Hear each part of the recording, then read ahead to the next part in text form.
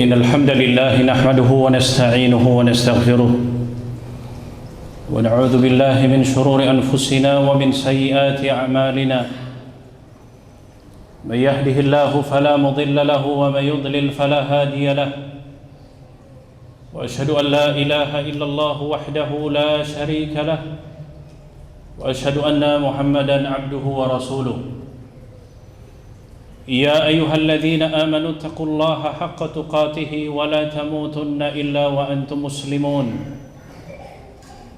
يا أيها الناس اتقوا ربكم الذي خلقكم من نفس واحدة وخلق منها زوجها وبث منهما رجالا كثيرا ونساء واتقوا الله الذي تساءلون به والأرحام إن الله كان عليكم رقيبا يا أيها الذين آمنوا اتقوا الله وقولوا قولا سديدا يصلح لكم أعمالكم ويغفر لكم ذنوبكم ومن يطع الله ورسوله فقد فاز فوزا عظيما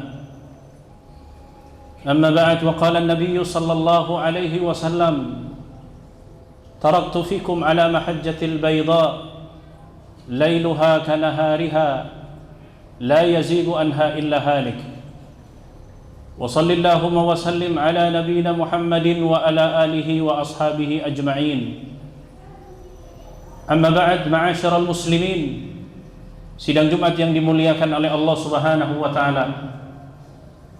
Bertakwalah kepada Allah Subhanahu wa taala dengan sebenar-benarnya ketakwaan, dengan mengamalkan perintah Allah atas dasar ilmu dengan mengharapkan ganjaran pahala darinya, dan meninggalkan seluruh larangan Allah atas dasar ilmu karena takut akan azab Allah Subhanahu wa taala.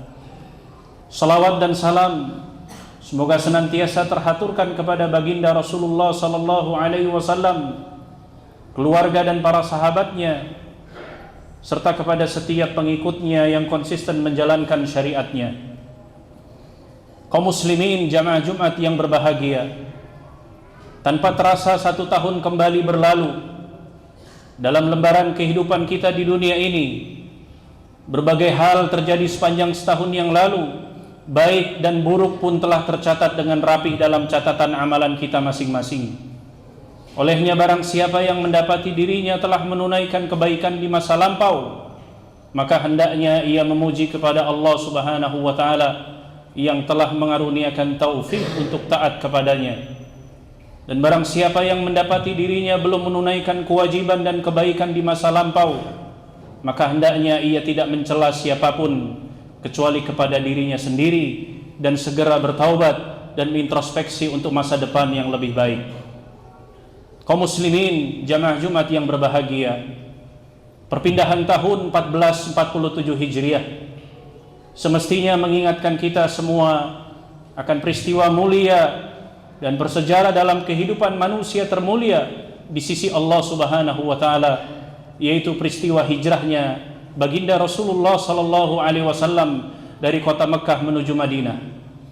Peristiwa agung ini sungguh syarat akan pelajaran dan hikmah bagi setiap mukmin yang percaya akan kebenaran risalah Rasulullah sallallahu alaihi wasallam. Olehnya dalam khutbah di siang hari ini, maka kami akan paparkan beberapa pelajaran dan hikmah dari hijrah Nabi sallallahu alaihi wasallam. Hikmah yang pertama, bahwa pengorbanan di jalan Allah Subhanahu wa taala bagi orang-orang yang beriman. Sesungguhnya ibadah hijrah merupakan bentuk pengorbanan yang dilalui oleh Rasulullah sallallahu alaihi wasallam dan para sahabat radhiyallahu anhum karena meninggalkan kampung halaman sendiri untuk berada di sebuah negeri yang asing tidak dikenali. Hakikatnya adalah sesuatu yang amatlah berat. Namun jamaah sekalian, demi Allah, agama ini tidak akan tegak tanpa pengorbanan. Bahkan agama ini telah dimulai dengan pengorbanan yang sangat banyak melalui kedua tangan Rasulullah sallallahu alaihi wasallam dan para sahabatnya. Ingatkah kita dengan semua celaan dan perlakuan kasar kaum kufar Quraisy kepada Nabi? Ingatkah kita dengan siksaan yang dirasakan oleh Bilal bin Rabah dan kedua orang tua Ammar bin Yasir? Ingatkah kita dengan pemboikotan terhadap Nabi, keluarga, dan seluruh sahabatnya selama 3 tahun lamanya terkucil di sudut kota di dalam kampung halamannya sendiri. Ingatkah kita dengan tetesan darah yang mengucur dari tumit mulia baginda Rasulullah SAW oleh lemparan batu anak-anak kecil penduduk kota Taif? Penderitaan demi penderitaan terus terjadi dalam kehidupan Nabi hingga harus meninggalkan kota terkasih dan tercinta, kampung halamannya sendiri, yaitu kota Mekah. Jamaah sekalian, dengarkanlah bagaimana lirihan syahdu yang menggambarkan betapa cintanya Rasulullah SAW kepada kota Mekah. Beliau mengatakan, demi Allah, sesungguhnya engkau wahai Mekah adalah tanah yang terbaik dan yang dicintai oleh Allah. Jikalau saja aku tidak diusir darimu, niscaya aku tidak akan pernah meninggalkanmu. Olehnya hijrah Nabi SAW ini berpesan kepada kita semua untuk merelakan apa yang kita miliki sebagai bentuk pengorbanan di jalan Allah Subhanahu wa taala, bahkan dengan sesuatu yang paling kita cintai sekalipun. Bukankah Allah Subhanahu wa taala mengatakan, lan tanalul birra hatta tunfiqu mimma tuhibbun wa ma tunfiqu min syai'in fa innallaha bihi alim. Sekali-sekali kalian tidak akan sampai kebaikan yang sempurna sebelum kalian menafkahkan sebagian harta yang kalian cintai, dan apa saja yang kalian nafkahkan maka sesungguhnya Allah Maha mengetahui. Hikmah yang kedua, jamaah sekalian, tidak boleh ada ruang untuk berputus asa. Ibadah hijrah juga mengajarkan untuk menjaga sifat optimis dalam diri kita masing-masing. Bahkan tidak boleh ada ruang untuk sifat pesimis dan putus asa, karena sifat ini hanya akan berakhir dengan kerugian dan penyesalan yang berkepanjangan. Hal inilah yang dihindari oleh Rasulullah SAW, hingga meskipun berat dan seakan mustahil untuk dapat selamat dari incaran 50 pemuda Quraisy dengan pedang terhunus yang mereka bawa untuk membunuh beliau, Rasulullah SAW menempuh jalan sulit ibadah hijrah tersebut karena beliau tidak pernah mengenal putus asa. Tidak ada kata putus asa dalam singkat Nabi SAW yang merupakan cerminan langsung dari firman Allah Subhanahu wa taala tatkala menceritakan kisah Nabi Yaqub dan putra-putranya. Ya bunayya idhabu fatahassasu min Yusuf wa akhihi wa la tayasu min rauhillah innahu la yayasu min rauhillah illa alqaumul kafirun.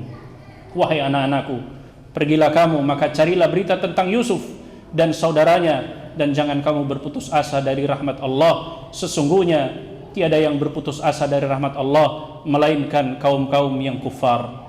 Jamaah sekalian, hijrah Nabi SAW ini menjadi gambaran nyata untuk setiap kita yang sedang tertimpa musibah atau sedang dirundung berbagai macam masalah dan problema. Jangan pernah berputus asa dari rahmat Allah Subhanahu wa taala.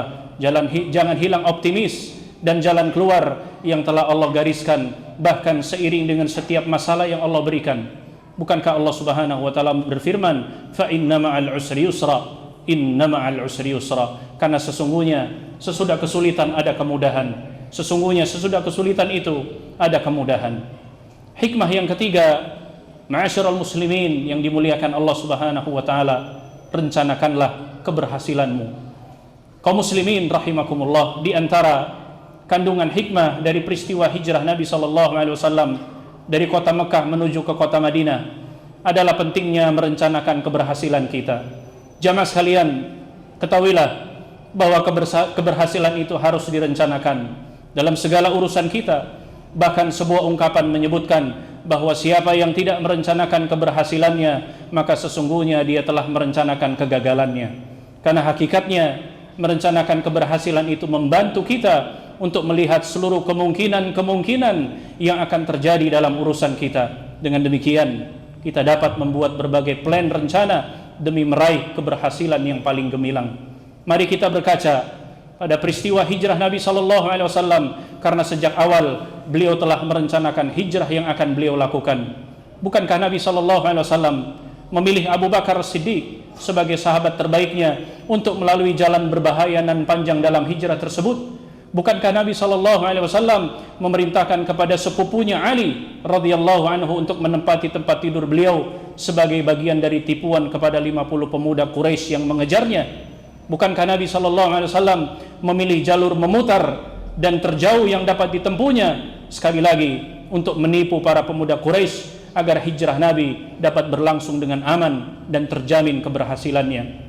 Jamaah sekalian yang berbahagia, bukankah Allah Subhanahu wa taala berfirman di dalam Al-Qur'an memerintahkan kita untuk menyiapkan kekuatan yang dapat disiapkan, karena hakikatnya menyiapkan kekuatan itu adalah bagian kecil dari menyiapkan keberhasilan kita.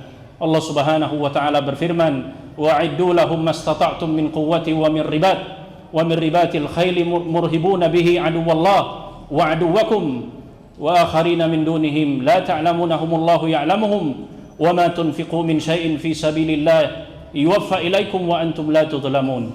Kata Allah Subhanahu wa taala, dan siapkanlah untuk menghadapi mereka kekuatan apa saja yang kalian sanggupi dari kuda-kuda yang ditambat untuk berperang, yang dengan persiapan tersebut kamu menggetarkan musuh Allah dan musuhmu dan orang selain mereka yang kamu tidak mengetahuinya, sementara Allah mengetahuinya. Apa saja yang kamu nafkahkan di jalan Allah niscaya akan dibalas dengan cukup kepadamu dan kamu tidak akan dianiaya oleh Allah Subhanahu wa taala. Kaum muslimin rahimakumullah, hikmah yang keempat adalah tawakal dengan sebenar-benarnya.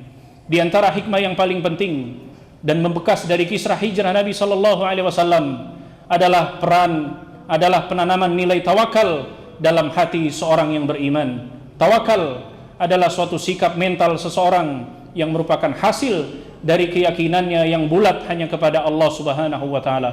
Karena di dalam tauhid kita diajari agar meyakini bahwa hanya Allah yang menciptakan segala-galanya. Dia menguasai dan mengatur alam semesta ini. Apa yang terjadi dalam peristiwa hijrah pun bagian dari pengaturan Allah Subhanahu wa taala. Lihatlah siapa yang menidurkan para pemuda yang mengejar Nabi SAW ketika mereka mengepung rumah beliau. Siapakah yang menurunkan bahkan menghilangkan semangat para pemuda tersebut untuk masuk dan memeriksa ke dalam gua kecil tempat Nabi dan Abu Bakar bersembunyi di dalamnya? Siapakah yang mempertemukan Nabi dan Abu Bakar dengan Abdullah bin Uraiqid yang kemudian menjadi navigator penuntun jalan Nabi SAW dalam hijrahnya? Sesungguhnya yang mengatur itu semua adalah Allah Subhanahu wa taala. Dialah yang mengeluarkan Nabi dari kota Mekah dan memasukkannya ke dalam kota Madinah sebagai jawaban atas doa Nabi sallallahu alaihi wasallam yang diabadikan di dalam Al-Qur'an. Wa qur rabbi adkhilni mudkhala sidqin wa akhrijni mukhraja sidqin waj'alni min ladunka sultanan nasira. Dan katakanlah, wahai Tuanku, masukkanlah aku secara masuk yang benar dan keluarkanlah pula secara keluar yang benar, dan berikanlah kepadaku dari sisi Engkau kekuasaan yang menolong. Allah Subhanahu wa taala pula lah yang menjaga Nabi dan Abu Bakar radhiyallahu an di dalam gua Thur. Olehnya Nabi bersabda kepada Abu Bakar untuk menenangkan kekhawatirannya atas keselamatan beliau, apakah prasangka wahai Abu Bakar dengan dua orang, sedang Allah Subhanahu wa taala adalah ketiga di antara mereka? Janganlah engkau bersedih, sesungguhnya Allah bersama dengan kita.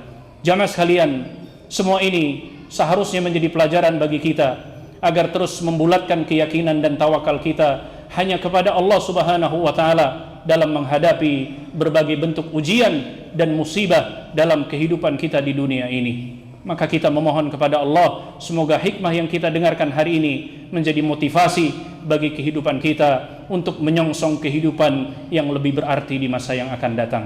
Barakallahu li wa lakum fil Qur'ani wa sunnah wa nafa'ani wa iyyakum bima fihi minal ayati wal hikmah. Qultu ma sami'tum wa astaghfirullaha li wa lakum wa lisairil muslimina wal muslimat fastaghfiruhu innahu huwal ghafurur rahim. Alhamdulillahi ala ihsanih wa syukru lahu ala taufiqihi wa amtinanihi wa ashhadu an la ilaha illallah wahdahu la syarika lahu ta'ziman li sya'nihi wa ashhadu anna Muhammadan abduhu wa rasuluhu ad-da'i ila ridwanihi. Allahumma salli wa sallim ala nabiyyina Muhammadin wa ala alihi wa ashabihi wa ikhwani. Amma ba'd, ma'asyiral muslimin, sidang Jumat rahimakumullah. Sesungguhnya ibadah hijrah yang dilakukan oleh Nabi sallallahu alaihi wasallam dan para sahabat telah usai sejak 14 abad tahun yang silam. Terdapat segudang hikmah dan pelajaran yang terkandung di dalamnya untuk kita terapkan dalam kehidupan kita.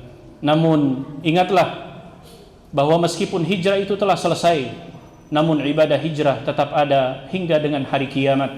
Rasulullah sallallahu alaihi wasallam pernah bersabda, al-muslimu man salimal muslimuna min lisanihi wa yadihi wal muhajiru man hajara ma nahallahu anhu. Seorang muslim adalah seorang yang kaum muslimin selamat dari lisan dan tangannya, dan orang yang berhijrah adalah orang yang meninggalkan apa-apa yang dilarang oleh Allah Subhanahu wa taala. Maka semoga khutbah yang singkat ini menjadi pemantik semangat kita agar lebih bergairah menjalani kehidupan yang singkat ini, dan agar dengan tuntunannya kita dapat mengukur jejak terindah dalam sirah kehidupan kita di dunia sampai datang perjumpaan kita dengan Allah Subhanahu wa taala. Ma'asyiral muslimin rahimakumullah. Salah satu yang disunnahkan di hari Jumat adalah memperbanyak selawat kepada nabinya sallallahu alaihi wasallam, sebagaimana pesan Nabi sallallahu alaihi wasallam, man shalla alayya wahidatan sallallahu alaihi biha asyara. Siapa yang berselawat kepadaku satu kali, maka Allah Subhanahu wa taala akan berselawat kepadanya 10 kali.